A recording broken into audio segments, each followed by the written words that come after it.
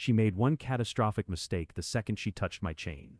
The woman in the pale blue HOA windbreaker was standing in the middle of my gravel driveway with bolt cutters in her hands while two sheriff deputies watched from beside their cruisers. My cabin gate hung halfway open, fresh-cut steel links still swinging in the mountain wind. She pointed at me before I'd even stepped out of my truck. "That man is trespassing on protected community property," she snapped. "I want him removed immediately." Then she smiled. Not nervous, not uncertain, confident, like she'd already won. What she didn't know was that the deputies had just run my name through dispatch, and the older cop suddenly recognized it. Because 3 counties north, my signature sat on half the conservation easements in the state. I wasn't some tourist sneaking onto HOA land. I was the acting director of the county land trust that technically controlled the protected watershed surrounding their entire luxury subdivision. The moment the deputy looked back at her, the entire power dynamic changed. And she still hadn't realized she'd cut the wrong lock. If you've ever dealt with a nightmare HOA drunk on power, hit subscribe, because this one ended with federal investigators, emergency injunctions, and a board president crying beside a tow truck. I inherited Black Pine Cabin 3 weeks after my grandfather died. It sat alone at the edge of a protected mountain reservoir, 2 hours outside the city, 40 acres of pine forest, old fishing trails, and a cedar cabin built by hand in 1971. No luxury docks. No gated resort amenities. Just weathered timber, a wood stove, and silence so deep you could hear snow settling on the roof. My grandfather used to call it the last honest place left. And for most of my life it was. The problem started after developers bought the surrounding land 15 years earlier and built a private luxury subdivision called Silver Ridge Estates. Multi-million-dollar vacation homes. Stone entrance signs. Private security patrols. People who thought mountain living meant controlling every inch of wilderness around them. Technically, my family's cabin predated the HOA by decades. Legally, they couldn't touch us. But people like that don't care about legality at first. They care about pressure. And the new HOA president, Vanessa Holloway, had built her reputation on making inconvenient people disappear. At the time, she didn't know much about me beyond what she saw on paper. Unmarried, quiet, mid-40s, drove an older truck, spent most weekends alone in the woods. She assumed I'd be easy to intimidate. What she didn't know was that my actual career revolved around land access law, environmental easements, public use disputes, and conservation enforcement. For 12 years, I'd negotiated legal battles between developers, counties, private landowners, and state agencies. I knew exactly how aggressive HOAs operated when they thought nobody understood the rules. And more importantly, I knew how badly things could collapse once they crossed into protected land violations.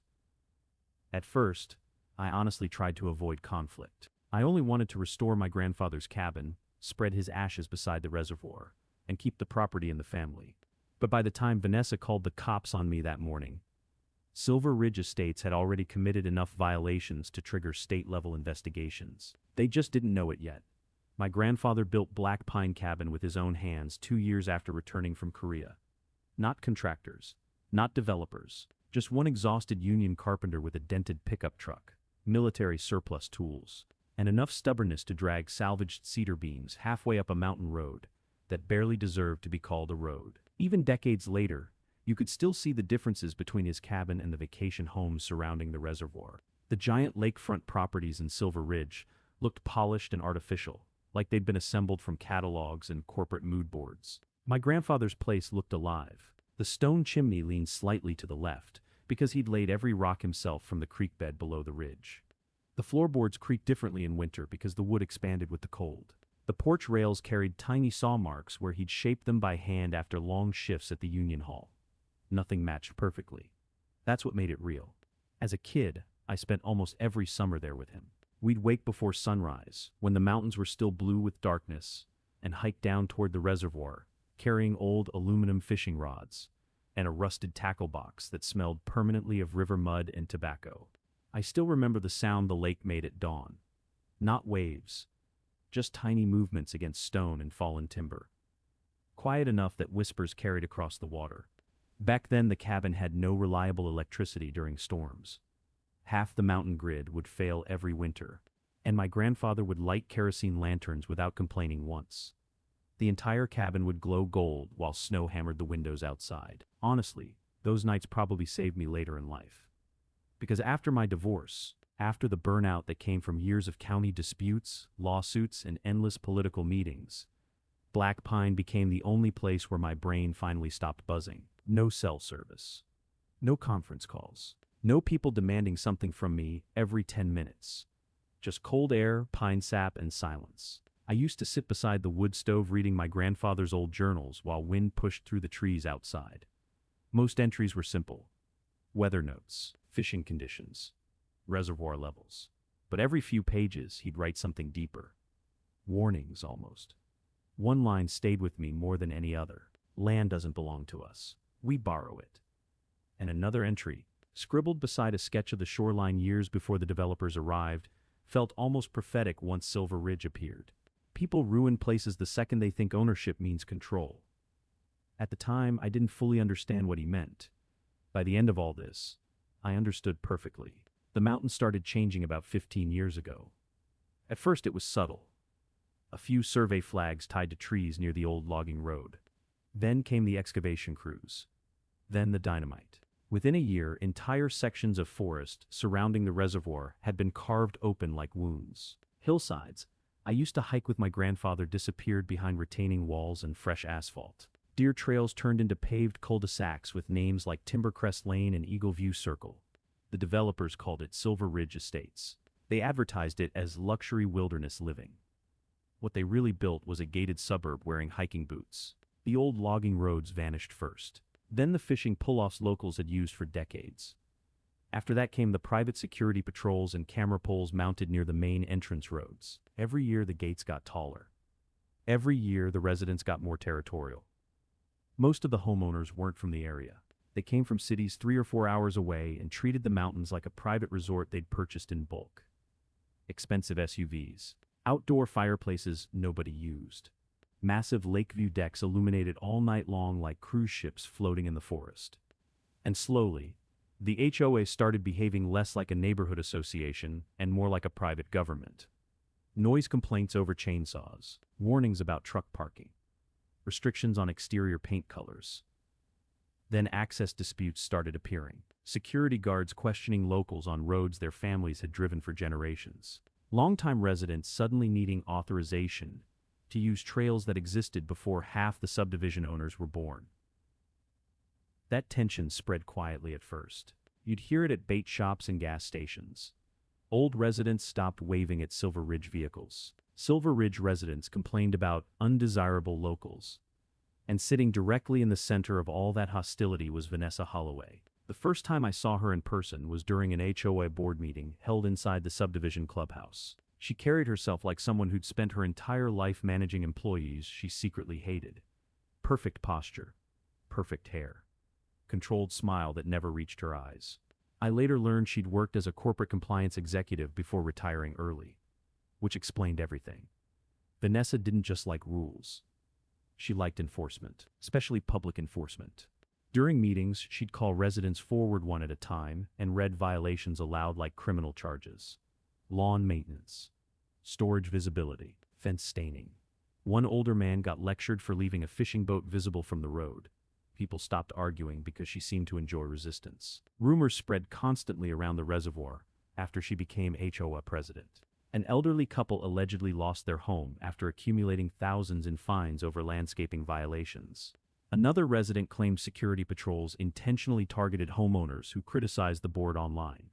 Nobody could ever fully prove retaliation, but everyone believed it existed. And the moment Vanessa discovered Black Pine Cabin sat inside the visual corridor leading toward the reservoir, I could feel her attention lock onto it. Not because the cabin violated rules, but because it offended her idea of controlled perfection. At one meeting, she actually glanced toward me while discussing community standards and said, "Rustic decay may feel charming to some people. Property values disagree." People laughed nervously. I didn't. Because the second she said it, I knew Black Pine had just become a target. I came up to Black Pine for the first restoration weekend in early October. The air smelled like wet cedar and cold stone when I turned off the highway and started climbing the reservoir road. For the first hour, everything felt familiar again.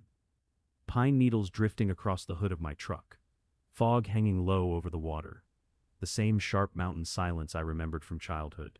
Then I reached the gate.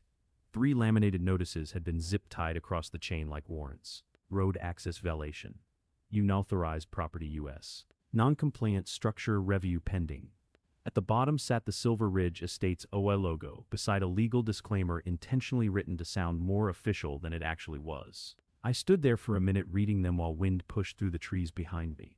The wording was clever, aggressive enough to scare someone unfamiliar with property law, vague enough to avoid direct liability if challenged later. That was my first clue this wasn't accidental. The second came 20 minutes later, when a white HOA security SUV rolled past my truck for the 3rd time in under an hour. Slowly. Very slowly. The guard inside photographed my license plate without even pretending to hide it. By sunset, I'd counted 6 separate residents slowing near the driveway just to stare at the cabin. Some looked curious. Others looked irritated, like my existence alone violated community standards. Honestly, I tried diplomacy first. The following morning, I drove down to the Silver Ridge Clubhouse and requested a meeting with Vanessa Holloway directly. I walked in calm, organized, carrying copies of the original deed surveys and access easements my grandfather had filed decades earlier. Vanessa welcomed me with the kind of smile corporations teach during liability seminars. Pleasant on the surface, cold underneath. She barely glanced at the documents before folding her hands neatly across the table. "Well," she said carefully, "your grandfather had certain informal arrangements with prior management." Informal arrangements.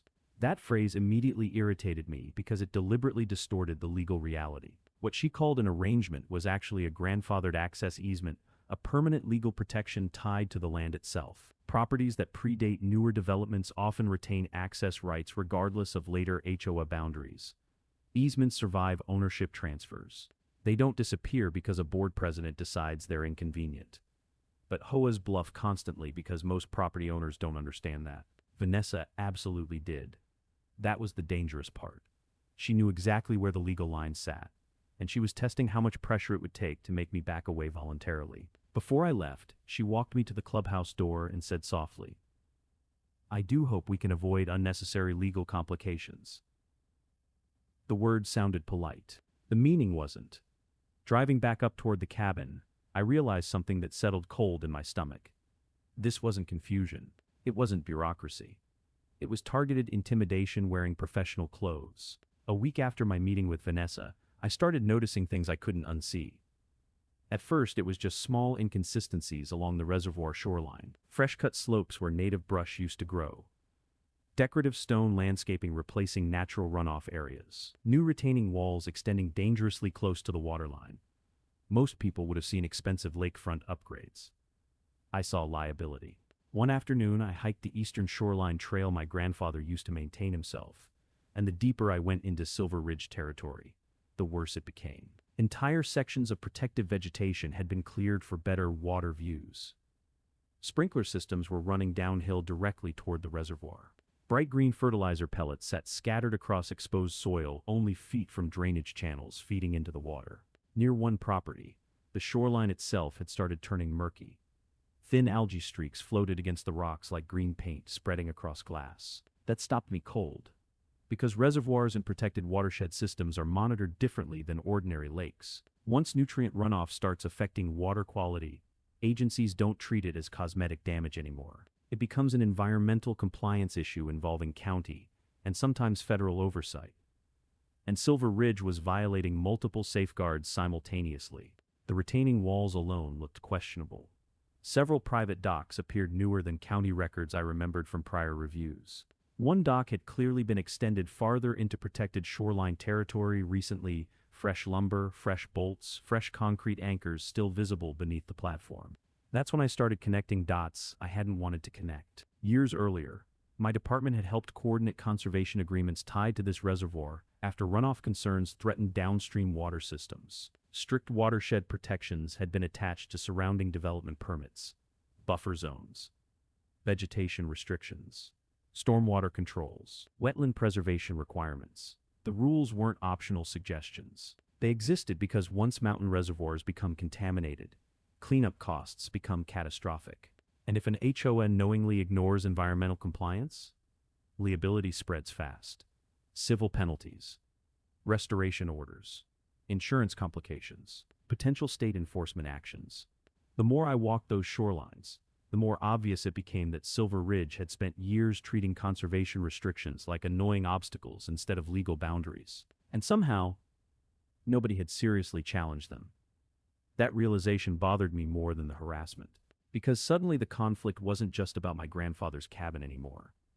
It was about people with money assuming rules only applied when convenient. Still, I hesitated. Part of me genuinely wanted peace. I told myself maybe the violations were accidental. Maybe county oversight had weakened over time. Maybe someone would quietly correct the issues before things escalated. Then one night, while searching through old storage trunks inside the cabin loft, I found my grandfather's original survey maps rolled inside a cracked leather tube. Hand-marked notes covered the margins in faded pencil. Old access trails, drainage roads, boundary references, and one particular notation near the main Silver Ridge entrance made my chest tighten the second I saw it. The HOA's primary entrance road partially crossed conservation-controlled land tied to the original reservoir easement network. Not much, but enough. Enough that if the county ever reevaluated the old agreements closely, Silver Ridge Estates could suddenly find itself sitting on a very unstable legal foundation. I remember staring at that map while rain tapped softly against the cabin windows. And for the first time since inheriting Black Pine, I started wondering whether Vanessa Holloway had any idea how dangerous her little intimidation campaign actually was. The fines started arriving 3 days later. Not emails. Certified letters. Thick envelopes stamped with legal formatting designed to look official enough to trigger panic before you even opened them. The first notice cited improper exterior appearance, a violation based on the cabin's untreated wood siding, and what they described as visible structural aging inconsistent with community standards. I remember standing in the doorway reading that one twice. They were fining a 50-year-old hand-built cabin for looking like a 50-year-old hand-built cabin. The second letter came 2 days later. Unauthorized firewood storage. According to Silver Ridge, stacking split logs beside the porch created visual clutter and posed a potential pest attraction hazard. The third notice followed before the week ended. Wildlife attracting behavior. That one almost made me laugh out loud. I was being fined for existing in a forest. At first, the amounts were small, $200 here, $300 there. Annoying, but manageable. Then the language changed. Weekly accumulation clauses, late penalties, administrative processing fees. By the end of the second week, the total had crossed into the thousands. By the end of the month, they were threatening liens. That's when I dug deeper into their documentation and confirmed what I already suspected. Silver Ridge Estates had absolutely no legal authority over my parcel. None. Black Pine existed outside their jurisdictional boundaries. The easement agreements were clear. Their bylaws didn't apply to my land, and any attempt to enforce fines directly was legally baseless. But HOAs don't always need legal authority to create pressure. They just need persistence. And they escalated quickly. The first collection call came on a Tuesday afternoon while I was reviewing environmental reports at my office. A polite voice introduced herself from a third-party agency and referenced outstanding compliance penalties associated with a residential property dispute. That was the moment it shifted from irritation to something else, because now they were trying to formalize the intimidation, trying to create a paper trail, trying to make it look real enough that ignoring it would feel risky. I hung up, leaned back in my chair, and felt something settle in my chest that I hadn't experienced in years. Not anger. Something colder. Every letter they sent, every fabricated violation, every attempt to reframe my grandfather's cabin as a problem to be corrected, it felt like they were slowly erasing him, reducing everything he built by hand into a list of compliance issues and penalty codes. Like his life's work could be rewritten as non-compliant structure. A week later, I drove down to the clubhouse again and asked to speak with Vanessa directly. She didn't keep me waiting this time. When she walked into the room, she didn't bother pretending to review documents anymore. She already knew exactly what she was doing. I placed the stack of violation notices on the table between us.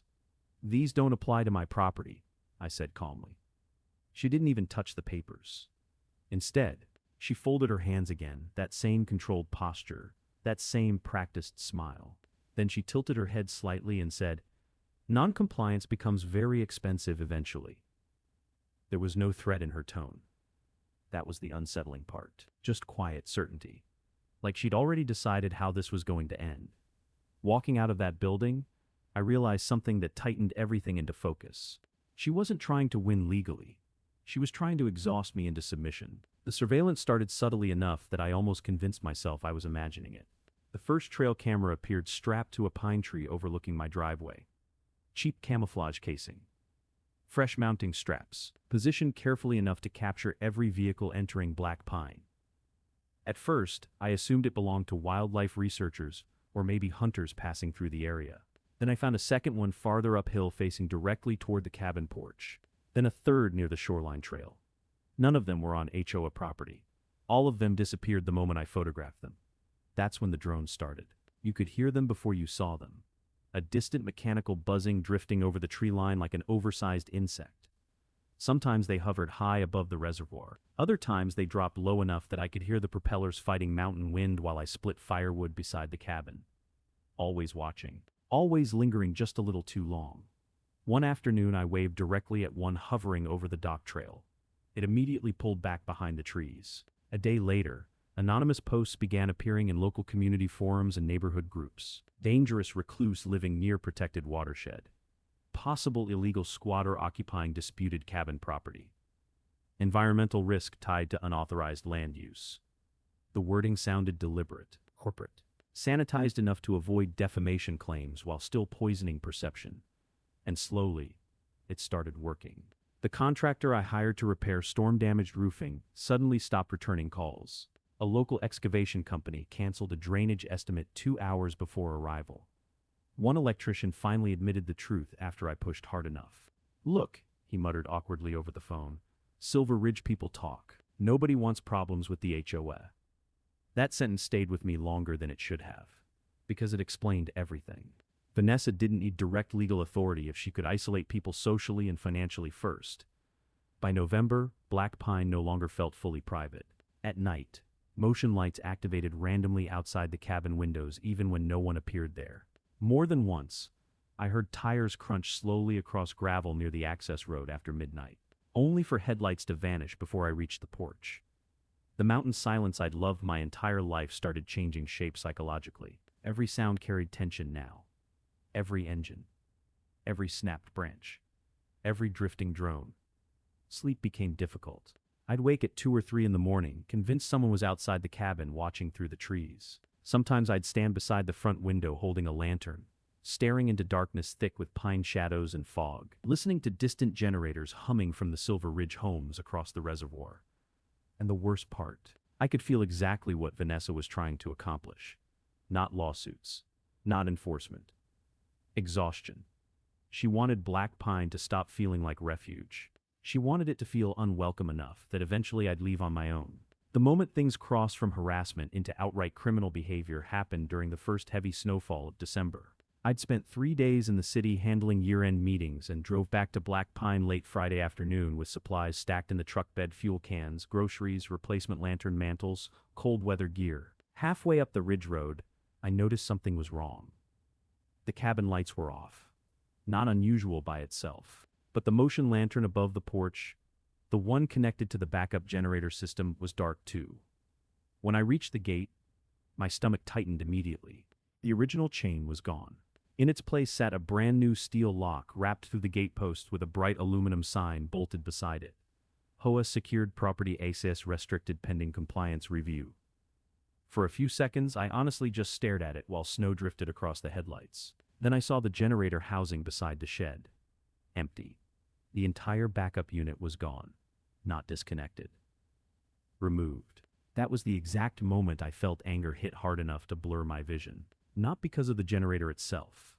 Because my grandfather built the concrete platform underneath it by hand after a winter storm knocked out power for 9 straight days back in the 80s. I remembered helping him repaint the housing as a kid.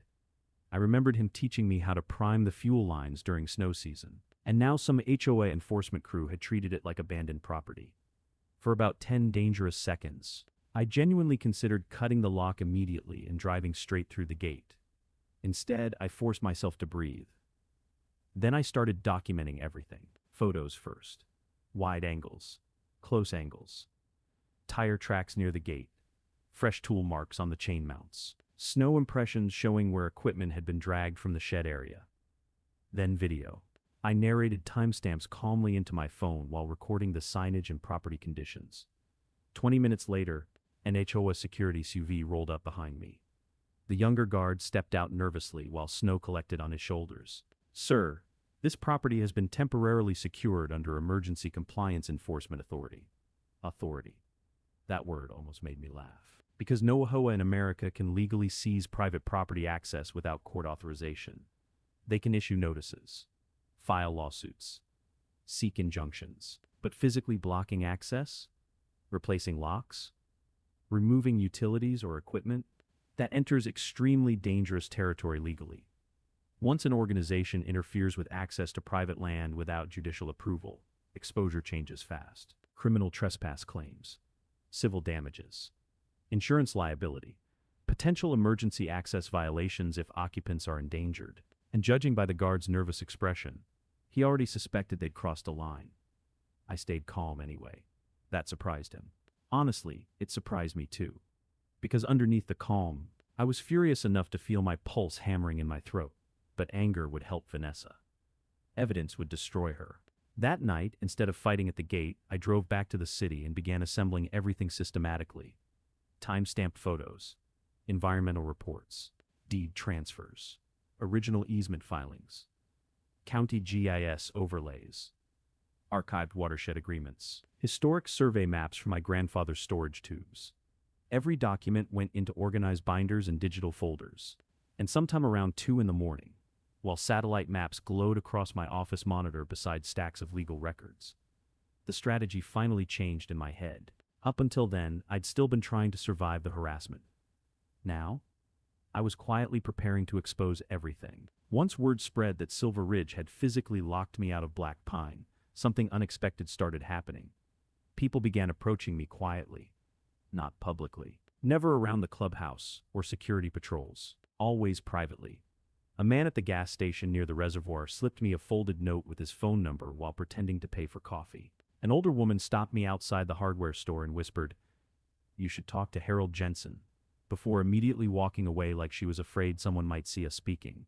At first, I thought they were just curious about the conflict. Then the stories started coming out. Harold Jensen lived in one of the older cabins north of the subdivision. He invited me into his garage one freezing evening while sleet rattled against the roof.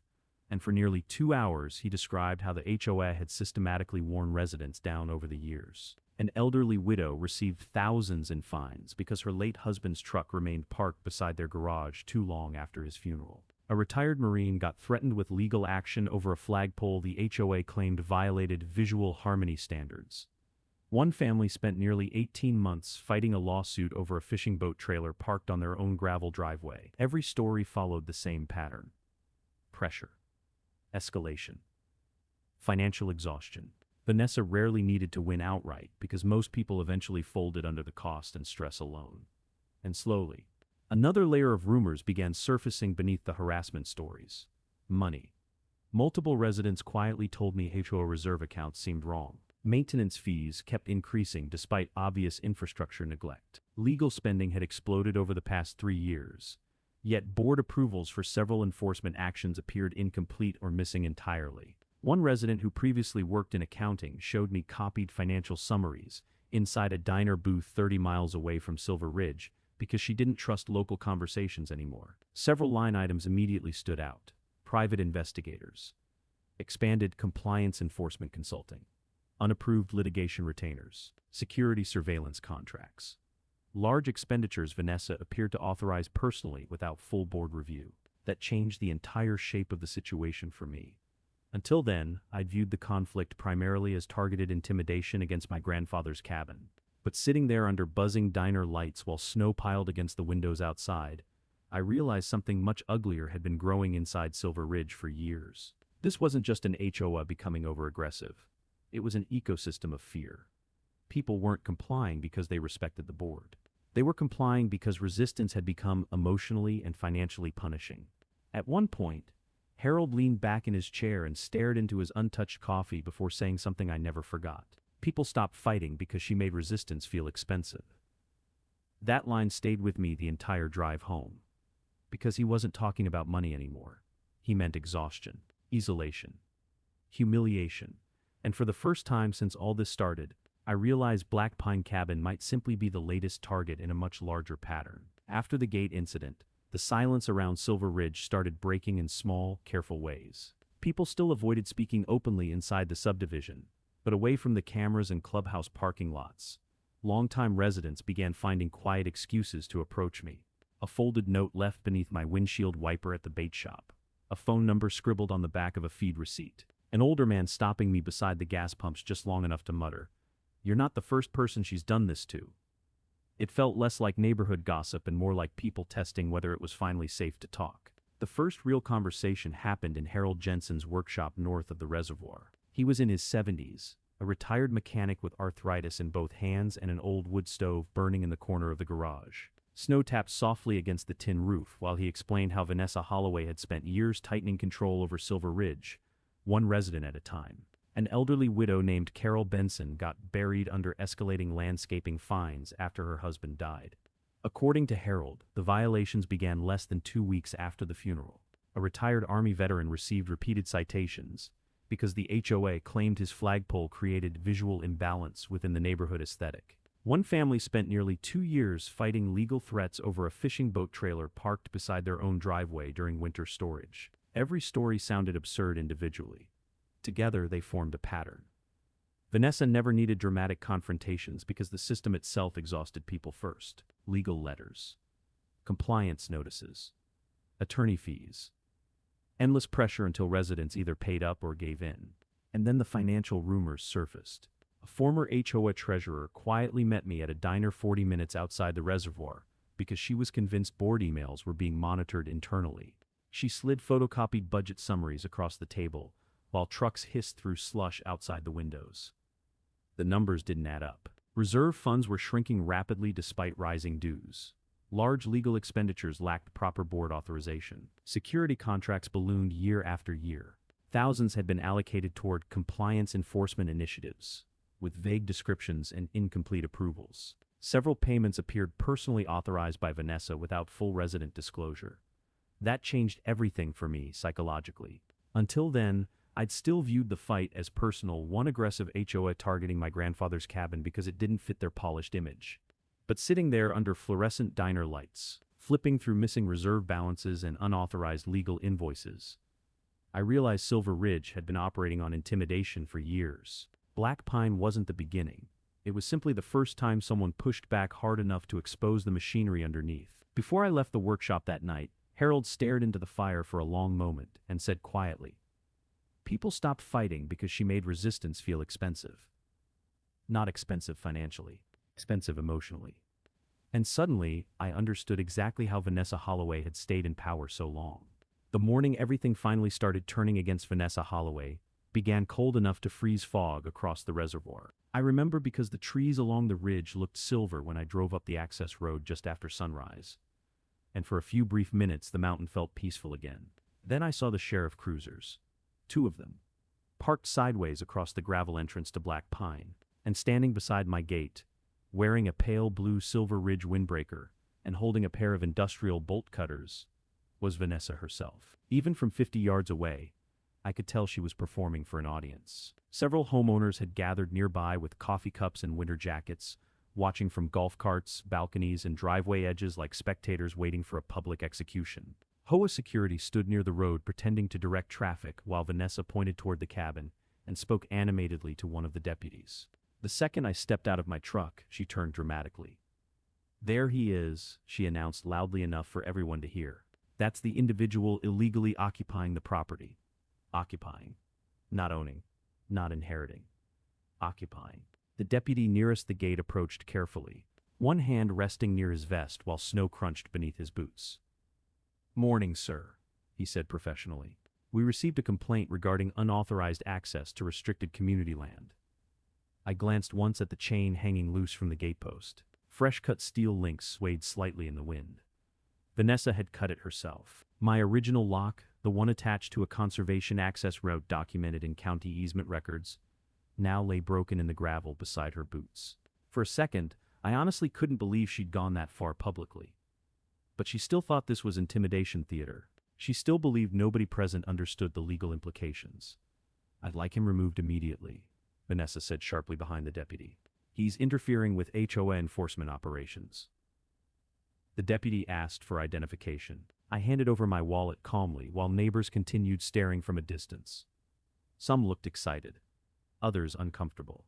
A few suddenly avoided eye contact altogether. The younger deputy took my license back toward the cruiser. And then everything changed.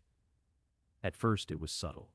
The older deputy frowned slightly while listening to dispatch through his shoulder radio. Then he looked back toward me again. Then toward Vanessa. Then back toward me one more time. Finally, he stepped closer. "Wait," he said slowly. "You're that land trust director?" The entire atmosphere shifted. Not dramatically. Worse. Quietly. Like air pressure changing before a storm. Vanessa's expression tightened for the first time since I arrived. Just slightly. Just enough for me to notice. The younger deputy suddenly looked far less confident standing beside the broken chain. One of the HOA security guards actually lowered his eyes toward the ground, because now they were starting to understand this wasn't some isolated cabin dispute anymore. This involved protected watershed land, government easements, environmental oversight. The older deputy walked toward the severed lock near the gate, stared at it for several long seconds, then slowly turned back toward Vanessa. And in a completely different tone than before, he asked, "Ma'am, who authorized cutting a conservation access barrier?" For a few seconds after the deputy asked the question, nobody spoke. The only sound came from wind, moving through the pine trees, and the faint ticking of my truck engine cooling beside the road. Vanessa recovered first. Her posture straightened immediately, corporate confidence snapping back into place like muscle memory. "This subdivision maintains operational authority over all internal access roads," she said crisply. The gate was obstructing emergency property enforcement procedures. It sounded polished, professional, completely wrong. The older deputy didn't answer her right away. He was still staring at the broken chain in the gravel like he suddenly understood he might be standing inside a much larger problem than a routine trespassing complaint. I walked slowly toward the tailgate of my truck and opened the weatherproof storage tube I'd brought intentionally that morning. Inside sat rolled survey overlays, easement plats, and watershed maps copied directly from county archives. The second Vanessa saw the documents, I noticed the first genuine flicker of uncertainty cross her face. Not fear yet. Recognition. Like she finally realized this conflict wasn't happening on terrain she controlled anymore. I spread the maps carefully across the truck hood while both deputies stepped closer. "Black Pine Cabin predates Silver Ridge Estates by over 30 years, I said calmly. "The reservoir surrounding this subdivision operates under a multi-agency watershed protection agreement involving county conservation authorities, environmental review boards, and state runoff compliance standards." The younger deputy exchanged a quick glance with his partner. I continued. "The access route you blocked," I pointed directly toward the cut chain, "is part of a documented conservation maintenance corridor tied to emergency shoreline access." Vanessa immediately interrupted. "That's completely misleading. Our attorneys—" I raised one finger politely without even looking at her. Then I unrolled the final overlay map. That one changed everything. Colored boundary lines crossed directly beneath the main Silver Ridge entrance road, extending through several landscaped sections the HOA had been treating as private-controlled property for years. The older deputy leaned closer. "Hold on," he muttered. I tapped the easement markings one at a time. "Your subdivision entrance partially crosses conservation-controlled land. Multiple retaining walls near the reservoir appear outside approved environmental setbacks. Several dock expansions entered restricted shoreline zones without updated review permits." Now the younger deputy looked nervous too. Not confused. Nervous. Because law enforcement officers understand one universal truth. Ordinary disputes become dangerous the second environmental jurisdiction enters the picture, especially government-monitored watershed land. Vanessa tried smiling again, but this time it looked strained. "These claims are exaggerated," she said quickly. "Silver Ridge has operated here for years without issue." "That's actually the issue," I replied. I handed the older deputy a laminated copy of the conservation corridor designation. At the bottom sat county authorization codes and maintenance route references tied directly to the gate chain lying broken beside the road. The deputy read silently for several seconds. Then he looked down at the severed lock again. And when he spoke next, his tone had changed completely. You cut a county-monitored environmental access lock? Not we. You. The distinction hit instantly. Around us, the gathered residents had gone completely silent now. Coffee cups lowered. Conversations stopped mid-sentence. One HOA security guard quietly stepped backward toward his SUV, like he suddenly wanted distance from the entire situation. Because the power dynamic had reversed so fast, it almost felt physical. An hour earlier, Vanessa Holloway stood beside that gate performing authority in front of an audience. Now, the audience was starting to realize their HOA president may have just implicated the entire subdivision in environmental violations tied to protected reservoir land. And judging by the look spreading across Vanessa's face, she finally understood it too. What nobody in Silver Ridge understood that morning was that the investigation had already started weeks earlier, long before the sheriff deputies arrived, long before Vanessa cut the chain. The environmental reports, shoreline photos, runoff documentation, and GIS overlays I'd been compiling hadn't just stayed in binders inside my office. I'd quietly submitted everything through formal review channels after the generator incident, not as revenge, as documentation.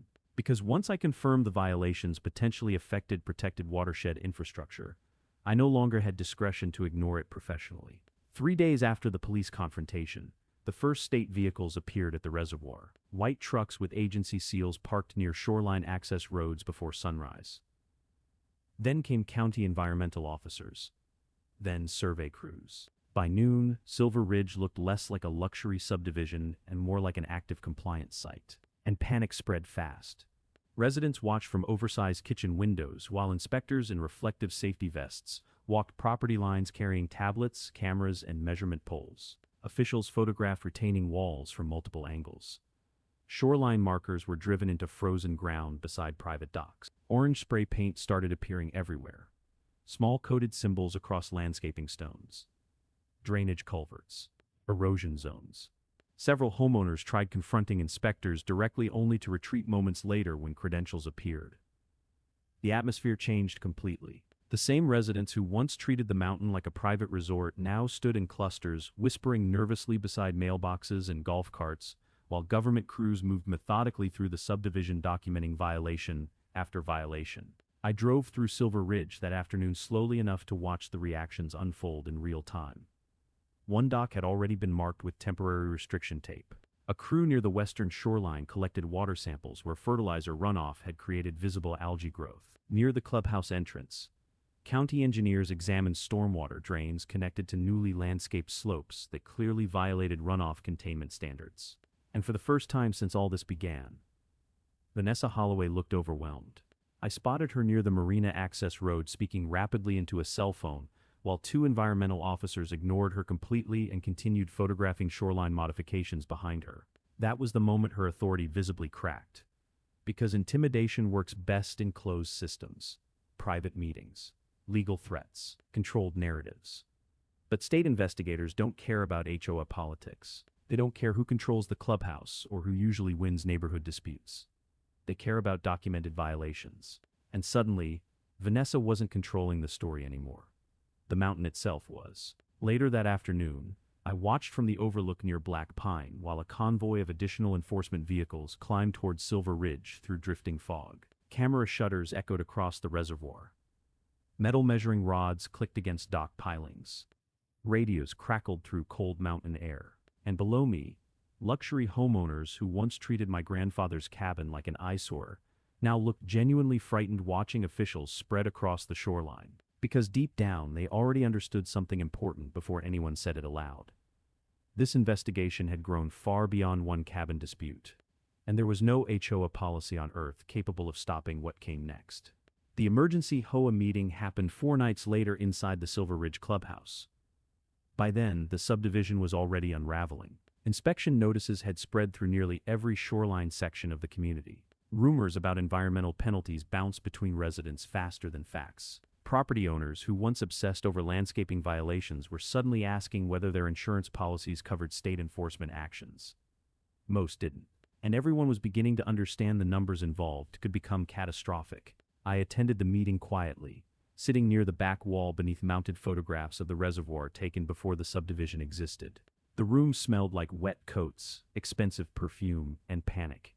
Every seat filled. People stood along the walls holding printed inspection notices and violation summaries, while voices echoed through the clubhouse long before the board meeting officially started.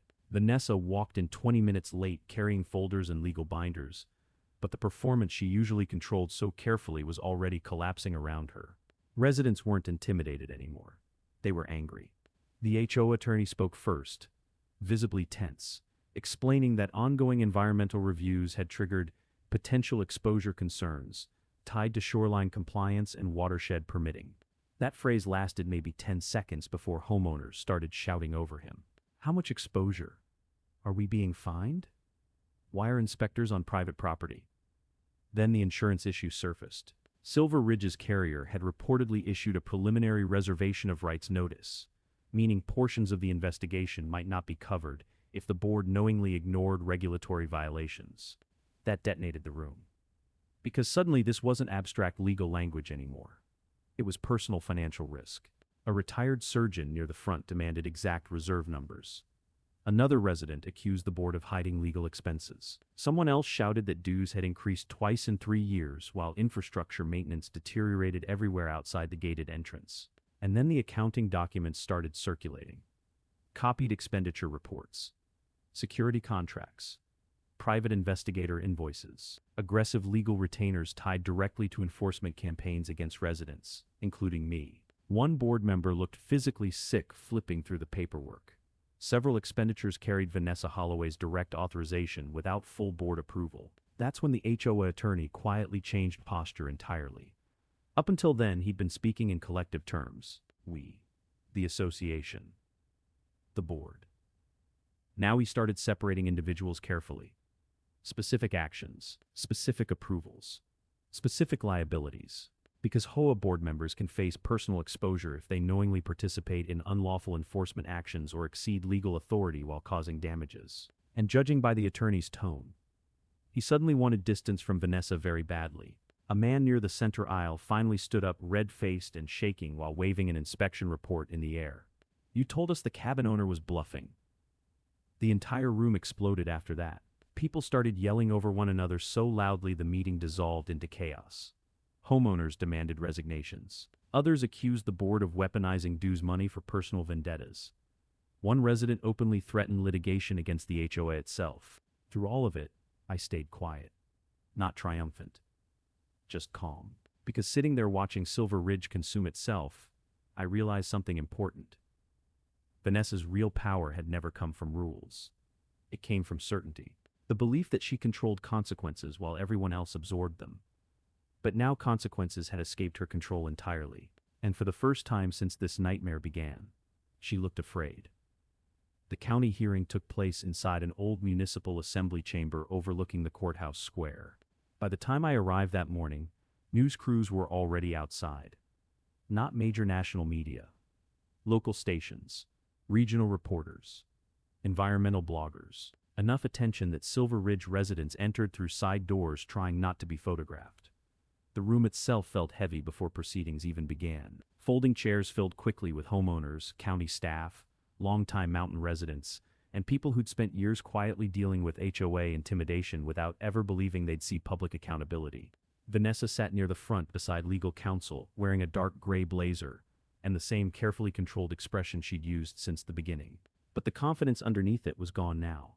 You could see it in small details. The way she kept adjusting papers unnecessarily. The way she avoided looking toward the audience. The way her jaw tightened every time another resident entered the room carrying documents.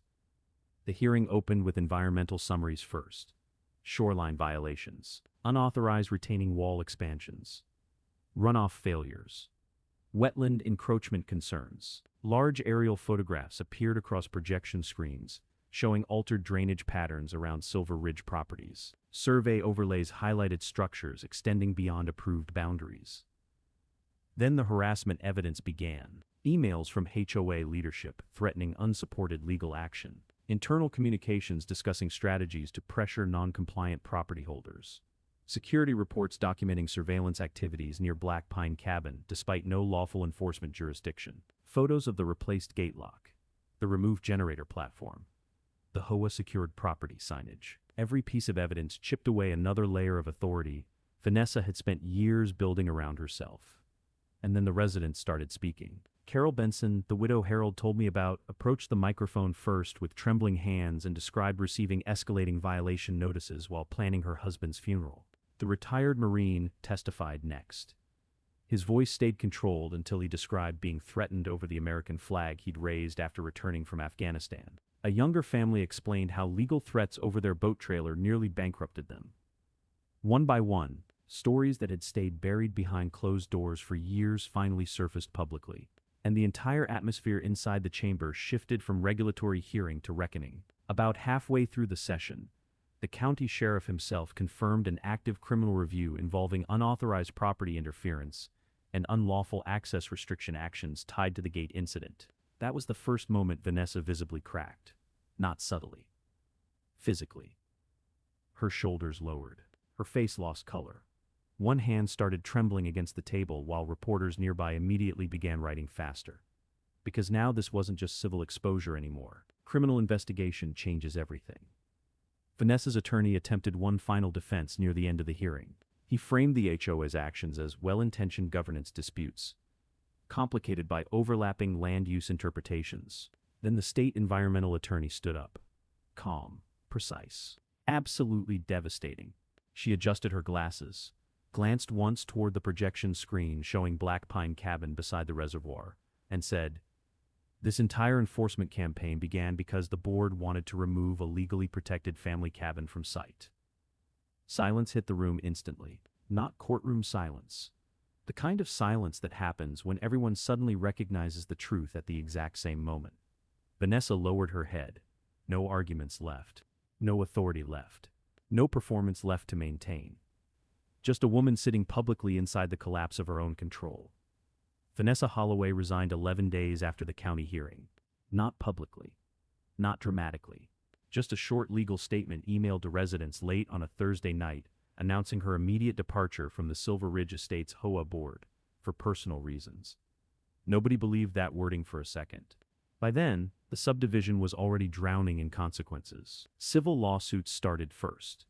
Several residents filed claims against the HOA over selective enforcement and unauthorized legal expenditures. Others joined actions connected to harassment campaigns, surveillance practices, and property interference. Insurance attorneys became permanent fixtures around the subdivision clubhouse, while outside forensic accountants reviewed years of financial records tied to reserve fund spending. Then came the environmental penalties. The numbers were staggering. Mandatory shoreline restoration projects, runoff mitigation systems, wetland remediation requirements, engineering reviews, emergency drainage corrections. Every violation attached another invoice. Every invoice eventually landed on the homeowners themselves. Special assessments hit the community like a bomb. Some residents suddenly owed tens of thousands of dollars in emergency compliance costs tied to repairs and legal exposure. Luxury homes that once sold on exclusive protected reservoir access quietly appeared on the market within weeks. For sale signs multiplied along Silver Ridge roads all winter. Several board members moved out before spring. One never returned after the criminal review expanded. The private security company terminated its HOA contract entirely after attorneys began questioning surveillance procedures connected to residents and neighboring properties. Their patrol SUVs disappeared almost overnight. And with them, the atmosphere changed. The warning signs vanished first, then the aggressive notices taped to community boards. Then the security checkpoints near the entrance roads stopped operating altogether. By February, driving through Silver Ridge felt eerily different. No patrol vehicles crawling behind trucks. No residents standing outside photographing properties. No drones drifting above the shoreline. Just quiet. Real quiet. One afternoon, I walked past the old HOA office beside the clubhouse and looked through the glass doors. The lobby sat nearly empty. Boxes stacked against walls. Compliance binders gone from the shelves. Faded outlines remained where warning placards used to hang. For the first time since inheriting Black Pine, the mountain no longer felt tense. It felt tired. Like the entire area had finally exhaled after years of pressure nobody fully realized they were carrying. And honestly, standing there in the silence, I didn't feel victorious the way people probably expected. Mostly, I felt sad. Because none of this damage had been necessary. Not the lawsuits. Not the investigations. Not the destroyed relationships between neighbors. All Vanessa Holloway had to do was leave my grandfather's cabin alone. Instead, she turned an entire community into collateral damage, trying to control something that was never hers to control in the first place. Spring came slowly to the reservoir that year. Snowmelt carried branches and pine needles down the shoreline while restoration crews worked section by section repairing damage Silver Ridge had ignored for years. Illegal dock extensions disappeared first. Barges hauled away unauthorized platforms, while contractors removed concrete anchors from protected shallows under state supervision. By early April, sections of shoreline looked raw and exposed again, but healthy. Native grasses and wetland vegetation replaced decorative stone landscaping near runoff zones. Erosion barriers lined the slopes until root systems could recover. County biologists monitored water clarity weekly, while volunteers helped replant shoreline buffers along the reservoir edge. For the first time in years, the mountain looked like people were trying to heal it instead of dominate it. And somehow, that changed the atmosphere around Black Pine too. I spent most weekends restoring the cabin slowly the way my grandfather would have wanted. Sanding porch rails by hand. Replacing damaged cedar boards. Repainting the old generator housing the same faded forest green it wore when I was a kid. No contractors. No rush. Just quiet work beneath moving pine trees and cold mountain wind. One Saturday morning, while I repaired storm damage near the dock trail, I noticed something I hadn't seen in a long time. Families fishing again. Not homeowners guarding shoreline access. Not security patrols questioning vehicles. Actual local families carrying tackle boxes and folding chairs down toward the reservoir, the same way people used to before Silver Ridge turned every trail into a territorial dispute. Kids skipped rocks across the water while parents unpacked coolers near the shoreline. And nobody stopped them. That summer, a local veterans group held a memorial picnic near the north end of the reservoir after county access restrictions were clarified publicly. Folding tables lined the clearing beside the water while old service flags moved gently in the wind. Several men there had known my grandfather. One of them told stories about helping haul lumber up the ridge during the original cabin construction decades earlier. Listening to them laugh beside the reservoir felt strangely healing, like the mountain itself was remembering what it used to be before all the hostility arrived. A few days later, just before sunrise, I carried my grandfather's ashes down to the shoreline alone. Fog drifted low across the water exactly the way it used to during those early fishing mornings when I was a kid. The air smelled like cedar, wet stone, and cold lake water. For a long time, I just stood there listening to the silence. Then I opened the container slowly and let the ashes scatter into the wind above the reservoir he spent his entire life protecting. "The last honest place left," I said quietly. And watching the sunrise spread across the water, I realized something for the first time since inheriting Black Pine. It finally felt honest again. I still come up to Black Pine almost every weekend. Not because I'm fighting anymore. Because the mountain finally feels peaceful again. Sometimes I sit on the porch at dusk, listening to the reservoir move against the shoreline, while the lantern beside the door throws warm light across the old cedar boards. Other nights I walk the same fishing trail my grandfather used to take me down before sunrise and think about how close this place came to becoming just another controlled piece of scenery inside somebody else's gated fantasy. That's the thing I understand differently now. There's a difference between ownership and stewardship. Ownership is what Vanessa Holloway believed in: control, enforcement, making land behave like property on a spreadsheet. Stewardship is understanding that places like this existed long before us and, if we're careful, will exist long after we're gone. The mountain didn't need domination. It needed respect. And honestly, HOAs like Silver Ridge survive for one reason more than any other. People get tired, not weak. Tired. Tired of legal threats. Tired of public embarrassment. Tired of feeling isolated inside communities that are supposed to feel like home. That exhaustion becomes power for people who weaponize rules and bureaucracy. But communities change the second somebody finally pushes back hard enough to break the illusion. Once people realize intimidation only works when nobody challenges it, the entire system starts cracking. You can still see the difference around the reservoir now. Kids swimming near the shoreline access points again. Families fishing where security patrols once hovered. An American flag moving quietly in the pine wind outside the veterans' cabin north of the ridge. And every evening, just before dark, The lantern outside Black Pine glows across the water exactly the way it did when my grandfather lit it decades ago during winter storms. A few months ago, while organizing the last of his journals, I found one final entry written in faded pencil near the back cover. No long speech, just a single sentence. Take care of the land and it usually takes care of you. I think about that line a lot now, especially after everything that happened at Silver Ridge. Because in the end, all the threats, fines, surveillance, and power games disappeared faster than the mountain fog. The land stayed. It always does. Some people think ownership gives them power over land, but the land always outlasts people like that. And if you've ever dealt with an HOA nightmare, abusive neighbors, or somebody drunk on authority, tell me about it in the comments. What's the worst HOA abuse you've ever seen? And subscribe if you believe some fights are worth having.